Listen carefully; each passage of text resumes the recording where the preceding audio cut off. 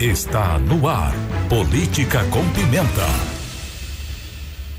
Muito bem, estamos de volta, 7 horas mais 50 minutinhos, 7h50, com o Política com Pimenta, nesta manhã de terça-feira, mais uma edição para você do Política com Pimenta. Os nossos comentaristas já estão a postos, Dr. Sérgio Barreto e Cassiano Schneider, a postos aí para fazer seus comentários. Vamos cumprimentando, então, primeiramente o Dr. Sérgio Barreto. Muito bom dia, seja bem-vindo. Olá, meu querido amigo Odair, meu querido amigo Cassiano, um grande abraço aos teus ouvintes. Cassiano Schneider, bom dia, bem-vindo. Bom dia, Odair, bom dia, Dr. Sérgio, e bom dia a todos os ouvintes da Rádio Cultura. Muito bem, vamos lá então, começando o nosso Política com Pimenta. Temos dois temas hoje para tratar aqui no Política com Pimenta. O primeiro deles é o crescimento da direita nas eleições do Parlamento Europeu. Inclusive com uma situação lá do Macron dissolvendo o parlamento francês, na medida em que ele percebeu aí que estava perdendo, né, o controle aí do parlamento. E eu quero o comentário de vocês, primeiramente, então, sobre essa situação, esse movimento que acontece em nível mundial e o que isso representa, né? Eu começo com o Cassiano hoje, falando a respeito disso, o que representa essa dissolução lá do parlamento francês. Enfim, como é que você está vendo a situação, Cassiano? Bem, Odair, o resultado que a gente observou ali nas eleições, né, para a Assembleia da União Europeia, né, que são os chamados eurodeputados, né, que, só fazendo um resumo breve, como cada país da Europa, né, são 27 países da Europa que compõem, que fazem parte desse grupo político e econômico que é a União Europeia, né? Então, a União Europeia, ela possui uma assembleia, né, de parlamentares, de deputados, que são eleitos também a cada certo período, e esses deputados, eles pertencem, respectivamente, a cada um dos países membros, né, da União Europeia. Cada país, né, pela regra ali, das eleições desses deputados, desses eurodeputados, cada país tem o dever de indicar pelo menos, no mínimo, de eleger, melhor dizendo, no mínimo 6 deputados. Então, obviamente, isso varia, né? São países menores, por exemplo, como Luxemburgo, que acaba provavelmente tendo apenas 6 eurodeputados, né? Tendo esse espaço dentro de uma assembleia aí com 702 eurodeputados. Então, países pequenos acabam tendo 6, 8, 10 eurodeputados, enquanto outros países maiores, né, em população, maiores em economia, acabam tendo uma representatividade maior, como é o caso da França, da Alemanha, a própria Itália. Então, o que aconteceu ali no final de semana, de fato, foi uma renovação, né, mas não era uma renovação total, porque já existia um crescimento do número de cadeiras, né? Isso já vem das últimas eleições, um crescimento no número de cadeiras ocupadas por congressistas, né? Vamos dizer assim, por deputados alinhados ali à direita e à centro-direita, né? E não à extrema-direita, como gosta de taxar aí, né? Um adjetivo usado aí por boa parte da imprensa global, né? Que quando a direita começa a crescer, quando há um movimento direitista, né? Na política mundial, eles chamam de extrema-direita, ultradireita, radical, né? Para justamente taxar e já de cara passar a impressão de que são pessoas que são radicais, né? E não é verdade.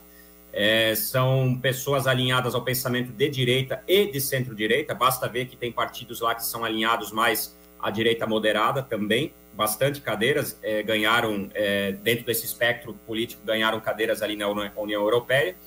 E isso significa, isso mostra realmente uma tendência. É uma tendência global o crescimento de partidos de direita, o crescimento de pessoas, né, com a ideologia e com apologia a medidas que protegem, a medidas que são favoráveis aos seus próprios países, às suas próprias pátrias, né? Duas causas principais dessa mudança, da criação dessa tendência de pessoas e de partidos de direita ganharem mais cadeiras ali dentro da Europa, primeiro, o alto custo da transição para o ambiente de energia verde e renovável, né? Por exemplo, o grupo de partidos de esquerda ligados a essa filosofia de que temos que implantar energia limpa, de que temos que criar um ambiente sustentável, de que o aquecimento global é um problema, e etc, e etc, e etc. Esses grupos, por exemplo, vêm perdendo um pouco de espaço dentro, não só ali das cadeiras da União Europeia, mas também como dos seus próprios países europeus, né? Porque hoje as pessoas e boa parte da sociedade está vendo que é extremamente caro você trocar o combustível fóssil por um combustível verde. E se é caro, né, se é caro para pessoas de classe média alta, imagina para a classe mais baixa. Então, isso penaliza severamente pessoas com baixo poder aquisitivo e pessoas que, infelizmente, ainda residem na pobreza, né? Então, isso faz com que medidas como essa tendem a não ter mais tanto apoio da sociedade como um todo.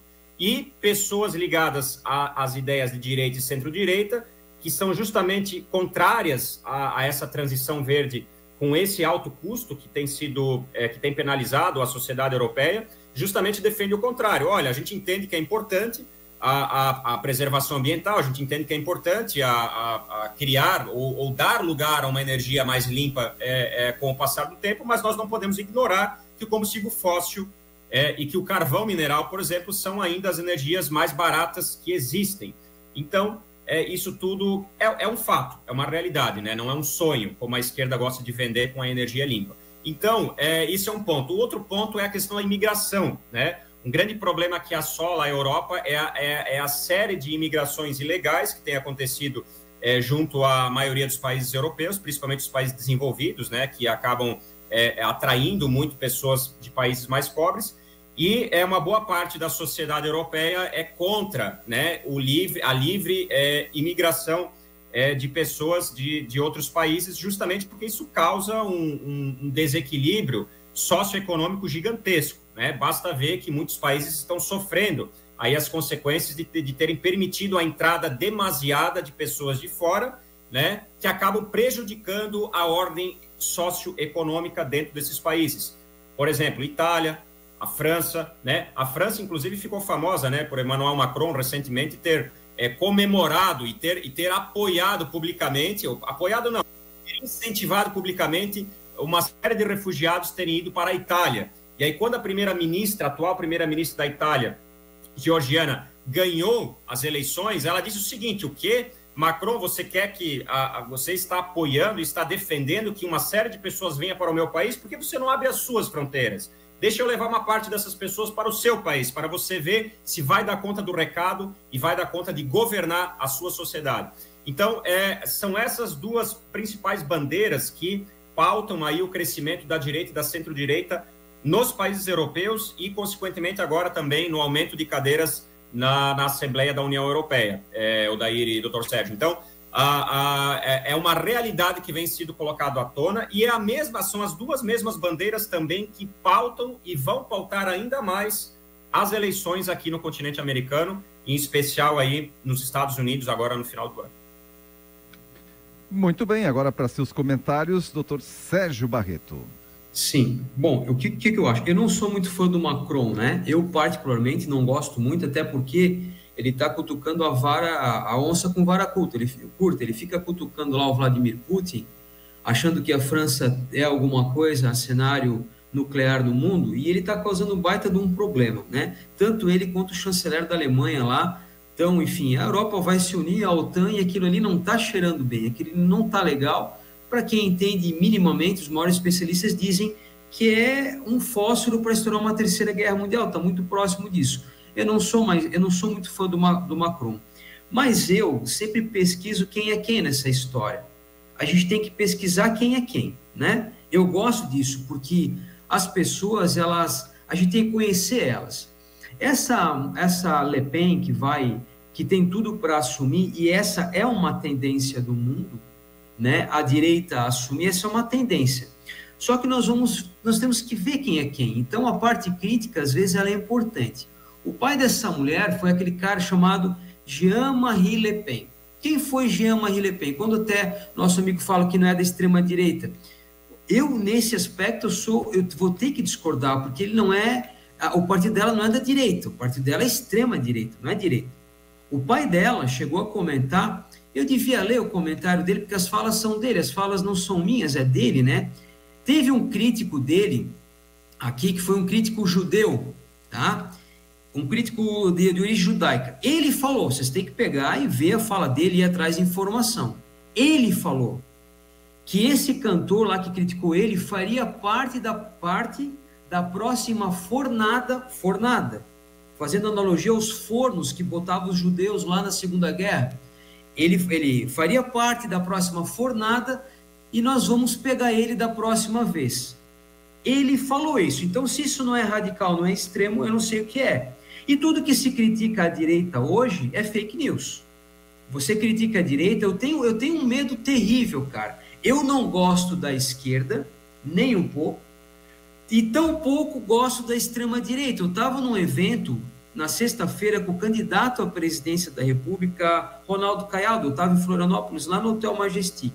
Estava lá a família Bornhaus, estava lá o Pipe de Santa Catarina estava lá, estava todo mundo lá. Aliás, ele vai ser apoiado por Jair Messias Bolsonaro. Isso já foi deixado muito claro nessa reunião. Jair Messias Bolsonaro não vai apoiar o governador de São Paulo, vai apoiar Ronaldo Caiado, que hoje é do União Brasil. Isso já está quase praticamente acertado. Ele é um médico com mestrado em ortopedia, tem 35 fazendas, vai bancar a campanha, enfim, vai ter uma estrutura partidária gigantesca, é um multimilionário, e é um cara que está combatendo a violência. Ele tem 86% de aprovação em Goiás. A violência lá, ele acabou com a violência. Acabou.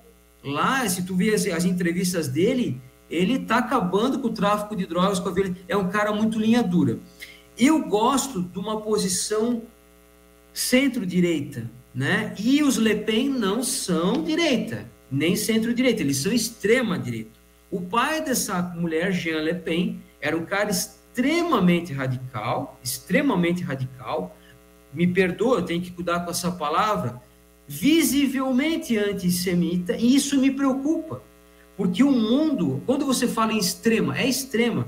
Ah, eles estão falando, não, é extremo. Ah, mas estão criticando a direita, fake news. Claro, tudo hoje é fake news. Você critica a direita, ou você é comunista, ou você está botando fake news, isso é um fato. Mas o mundo, ele caminha para a direita, o que é bom.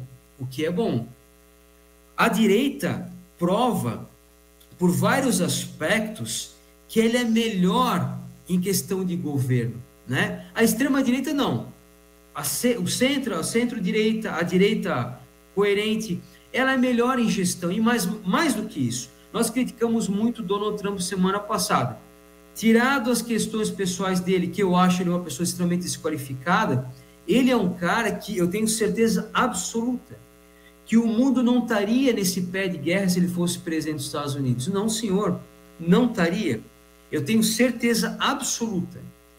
A esquerda, ela tem uma facilidade em fazer com que as coisas desandem no mundo político, tanto no mundo diplomático quanto no mundo político. Eles também são radicais, como a extrema-direita é radical. Eles também são muito radicais. Então o Lula, ele chega, ele xinga, tudo bem? Israel está cometendo inúmeros abusos, e isso o Tribunal Penal Internacional já emitiu até uma ordem de prisão para o Netanyahu lá, o primeiro-ministro de Israel, já emitiu uma ordem de prisão, porque o que ele está fazendo, de fato, é um genocídio. O que o Hamas fez também é algo extremamente grave, genocídio, né? Então, o que acontece? Só que a esquerda, ela tem uma facilidade, e isso é um fato notável, não precisa ser inteligente, a esquerda, ela tem uma facilidade notável para destruir as nações, cara. Se tu for lá hoje ver como está a França, está uma tristeza. A França é uma tristeza, aquilo ali é uma terra de ninguém, cara. É uma terra de ninguém. E aí, a extrema-direita toma poder. O que é a Alemanha hoje? É uma vergonha. A Alemanha hoje é uma vergonha. Entende?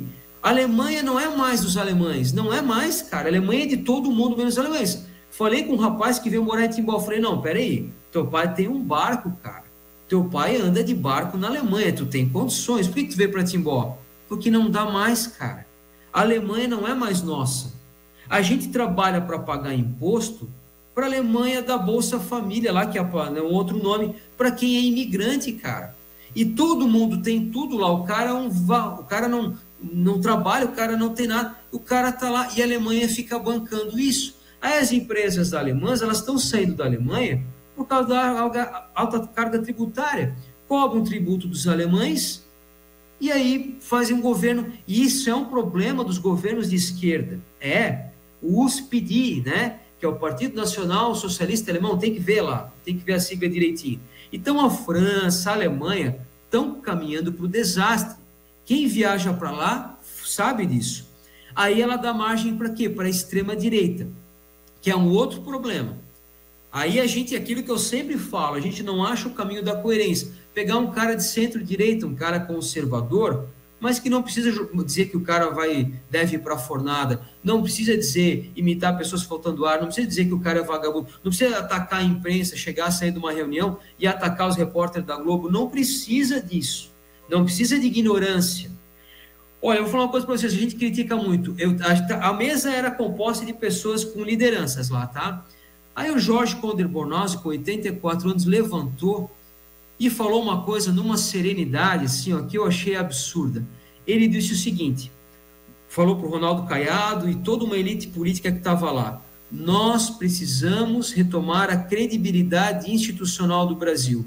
Porque como investidores, olha a cabeça do cara, como investidores, a estabilidade institucional é extremamente importante. Tão prejudicial quanto é a esquerda, nesse movimento, é o ataque às instituições, porque quando tu tem ataque às instituições, tu imagina, eu sou um investidor, tem uma empresa, os caras lá estão se matando, um está acusando o gerente, o outro está... Eu não vou investir lá. Quando eu vejo um presidente da República atacando as instituições republicanas, atacando a República, eu tenho um problema institucional. E quando esse cara fala, no auge dos 84 anos dele, Paulinho Bornhausen, cara, foi o cara que extinguiu a CPMF, que era um imposto que corrompia e que tirava o poder aquisitivo da classe média. Ele acabou com a CPMF. O pai do Código de Defesa do Consumidor foi ele, lá na década de 1980. Esse cara fez muitas coisas boas para o país. Quem trouxe a BMW para aqui, para Joinville, aqui para a nossa região, foi um cara chamado Paulinho Bornhausen, homenageado pelo presidente da BMW, inclusive. Foi o senhor Paulo Roberto Barreto Bornhausen. Foi esse cara. Né? Então, assim, essas pessoas são coerentes. Na mão de gente da centro-direita, os países têm chance de progredir sem radicalismo. Lá na França vai ser outro problema. Vai assumir a Le Pen, filha de um radical, filha de um cara extremamente radical. Se ela começar a entrar lá e falar besteira e atacar as pessoas, acabou. Aí nós temos outro problema, entende? E aí a gente não acha o caminho. Mas o mundo, ele vai para o encaminhamento da direita. A esquerda é provado. A esquerda não dá certo. A esquerda não tem condições de governar. A esquerda gasta muito, gasta mal, tem projetos de cunho somente social, é um problema. A direita vai entrar, mas no caso da França, com a minha humildade, é extrema-direita sim. Porque o Le Pen, Jean Le Pen, pai dela, falou isso inclusive. Na próxima fornada nós vamos colocar ele. Tem que achar o vídeo, se quiser achar o vídeo, vamos trazer esse vídeo. É um cara conhecido por ser antissemita. A filha dele tem tudo para assumir a França no lugar de Macron, que, na minha opinião, foi terrível e é terrível como político. Muito bem. Dado aí os pareceres, conhecimento também a respeito do que está acontecendo lá na Europa, com os nossos comentaristas no dia de hoje sobre esse crescimento da direita lá na Europa e esses acontecimentos recentes da política lá europeia. E que, logicamente, tem influência no resto do mundo. Claro que tem influência por aqui também. Mas agora eu quero, para a gente fechar o Política Complemento de hoje, um comentário de vocês a respeito de um tema aqui nacional, né? Nós tivemos ontem aí o Zanin. Zanin, vocês sabem que é o ministro que foi indicado, o último ministro do Supremo Tribunal Federal, indicado aí pelo Lula, foi advogado do Lula, enfim. Mas o que ele se manifestou ontem foi com relação à questão da linguagem neutra. Essa questão da linguagem neutra já tem ocupado aí as páginas da principal mídia. Não é de hoje que se discute esse assunto. Estados, municípios têm proibido a utilização da linguagem neutra nos documentos oficiais. Outros, né, têm autorizado a utilização da linguagem neutra. Mas eu quero saber agora a opinião de vocês. O Zanin, não sobre a questão do Zanin só, mas porque o Zanin disse o seguinte: ele entende que a linguagem neutra destoa do português. Ele se manifestou no âmbito de uma decisão que suspendeu leis sobre o dialeto não binário. Quero um comentário de vocês a respeito da insistência, né, dessa minoria em colocar essa tal linguagem neutra, obrigar, de certa forma, que municípios, estados, escolas, enfim, comecem a utilizar essa tal linguagem neutra. Começo agora com o Dr. Barreto, já que comecei anteriormente com o Cassiano. Barreto.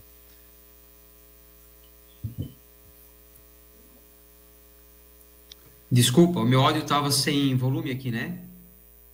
Ah, certo. Eu estava comentando aí sobre essa situação, Barreto, do Zanin e da linguagem neutra, e eu quero a sua opinião. Não exatamente sobre o que o Zanin fez, mas sobre essa questão da linguagem neutra, que vez ou outra volta na pauta da mídia, né? Tem municípios e estados aí que já proibiram a utilização nos documentos oficiais, outros que liberaram, mas existe uma certa pressão de grupos minoritários querendo implementar essa tal da linguagem neutra. Barreto? Olha, isso é um absurdo, assim, como a gente viveria mais em paz, assim, né, sem esse tipo de... Tu imagina só o Supremo Tribunal Federal, as pessoas com problema nos planos de saúde, os planos de saúde negando cobertura, negando exame, o governo federal fazendo lobby no Senado, porque os impostos sobre herança, eles são estaduais, imposto sobre herança, ITCMD, sobre doação, só que o governo federal ele faz lobby no Senado, na reforma tributária, para aumentar esses impostos, e vai ter um efeito cascata nos estados.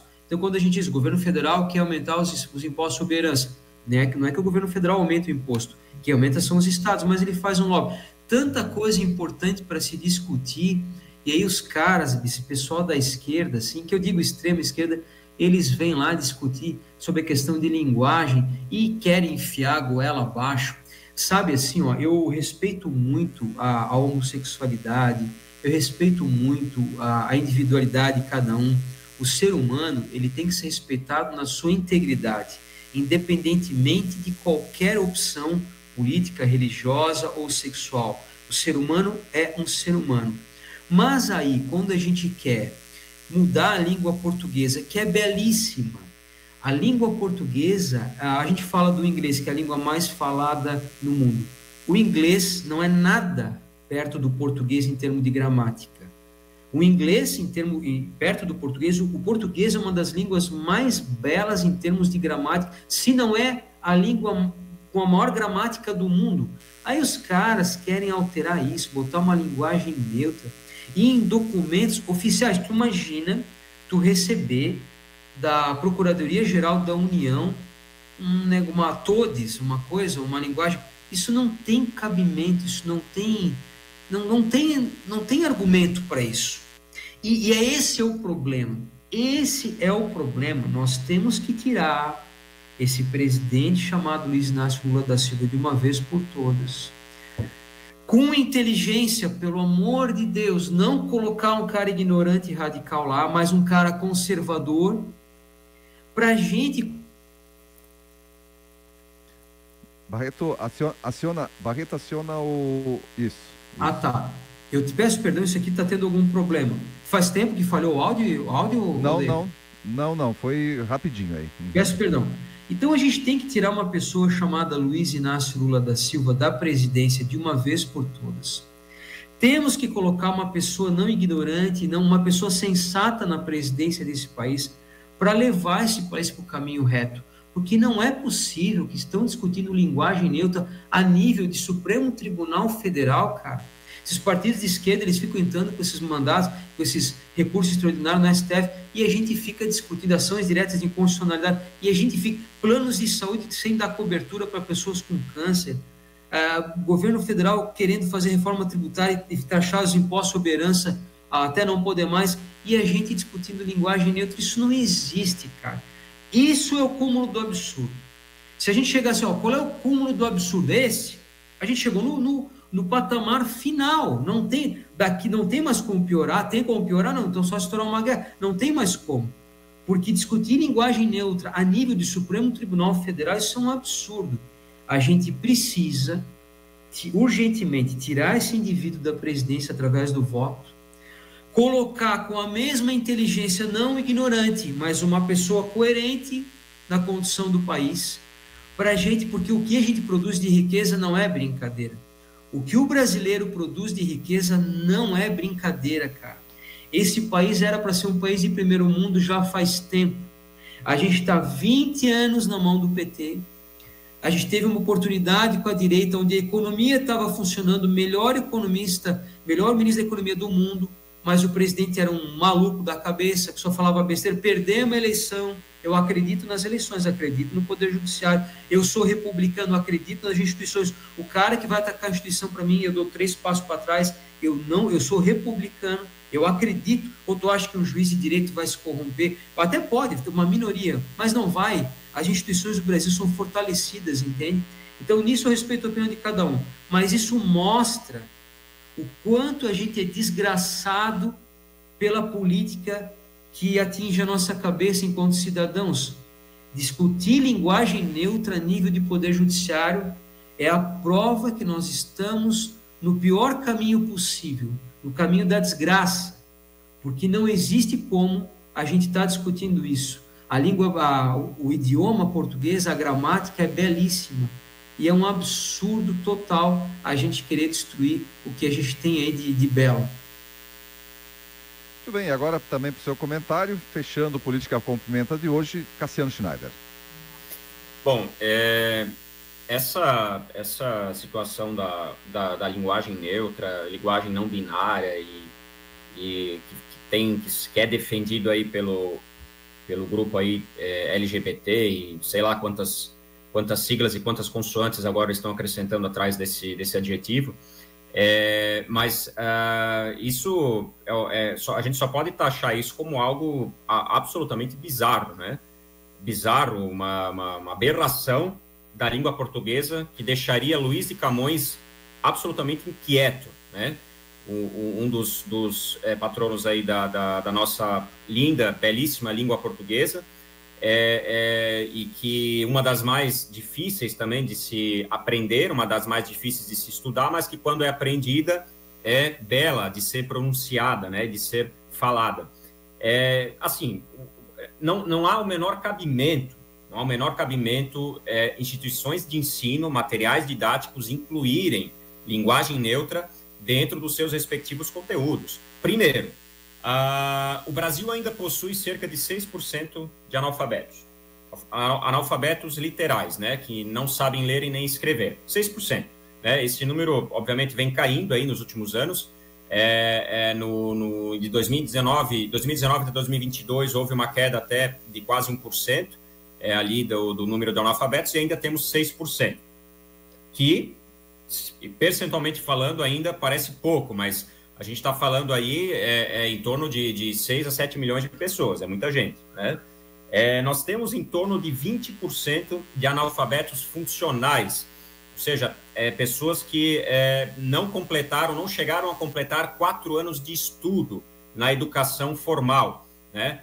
Ou seja, pessoas que, obviamente, como não passaram por toda a série da educação básica e nem sequer fizeram ensino médio, faz com que acabem, de fato, tendo muita deficiência na aprendizagem e muita deficiência na expressão do próprio vocabulário e no cálculo de contas básicas. Então, são considerados analfabetos funcionais. Esse número já é um número de dezenas de milhões de brasileiros, né? E quando a gente pega um dado, por exemplo, de quantas pessoas tem absoluta capacidade de interpretação de texto, como o Sérgio já tinha até levantado esse dado em um dos programas, a gente acaba ficando extremamente assustado, né? Porque o número de pessoas que têm plena capacidade de interpretação de um texto, que conseguem entender o que aquele texto, a mensagem que aquele texto está transmitindo, é um número muito pequeno, né? Não chega nem a 20% da população brasileira,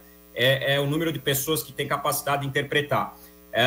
E aí você pega, por exemplo, um outro dado, aliado com essas estatísticas que nós acabamos de comentar, um dado que em 2023, até 2023, os últimos 12 meses, melhor dizendo, os últimos 12 meses até 2023, apenas 16% das pessoas pegou um livro na mão para ler. Pegou um livro na mão. 84% não leram sequer um livro nos últimos 12 meses. Como é que você quer pegar agora e estabelecer uma diretriz a ponto de implantar linguagem neutra, linguagem não binária, para uma população que nem sequer teve condições ou teve a oportunidade de aprender a língua portuguesa oficial, essa belíssima língua, o belíssimo idioma que possui a nação brasileira? Quer dizer, é um absurdo. E os partidos de esquerda que têm tentado incentivar a implementação dessa normativa, né, para colocar isso como uma norma de ensino junto às escolas, estão cometendo um grande delito de linguagem, um grande delito cultural, eu diria. E é óbvio que, com o passar do tempo, é natural que novas expressões vão sendo incorporadas ao idioma, à língua portuguesa, novos vocabulários. Agora, você colocar a linguagem neutra, que me desculpa, porque a linguagem neutra é uma linguagem emburrecedora. É isso que ela é. Porque ela faz com que uma população que ainda não consiga, de fato, expressar o próprio idioma oficial do país, passe a aprender a falar errado, todes, elos, pelo amor de Deus, uma aberração da língua portuguesa, uma aberração cultural, se esse tipo de norma for implementada dentro do país aqui como o Brasil. E tem mais, além da língua portuguesa, né, que é o idioma oficial do Brasil, existe o acordo ortográfico estabelecido em 1990, né? E uma das palavras, inclusive, do ministro Zanin, embora o STF tenha votado para suspender as leis que proibiam a linguagem neutra, né? Ele votou, o STF por 8-2 votou para proibir o uso da linguagem neutra pelos municípios, alegando que o município não tem competência para isso. Mas mesmo com um voto favorável à proibição, o Zanin disse que a linguagem neutra, de fato, é um absurdo e que isso destoa da língua portuguesa. Esperamos que isso não venha fazer parte do acordo ortográfico da língua portuguesa, porque vai ser uma das maiores aberrações já implementadas aí em termos culturais no Brasil. Muito bem. Ficamos por aqui com o Política com Pimenta, mais uma edição do Política com Pimenta, agradecendo os nossos comentaristas nessa manhã de terça-feira. Cassiano Schneider, até na quinta-feira, voltamos com mais uma edição. Obrigado, Odair, obrigado, doutor Sérgio, e também obrigado pela oportunidade também a todos os ouvintes mais uma vez. Um ótimo final de semana. Doutor Sérgio Barreto, um abraço, até na quinta-feira. Nada de final de semana, Cassiano. Quinta-feira voltamos.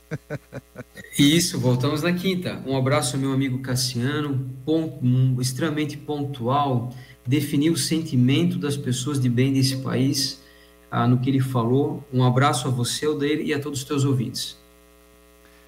Mais uma edição do Política com Pimenta fechando por aqui, são 8h.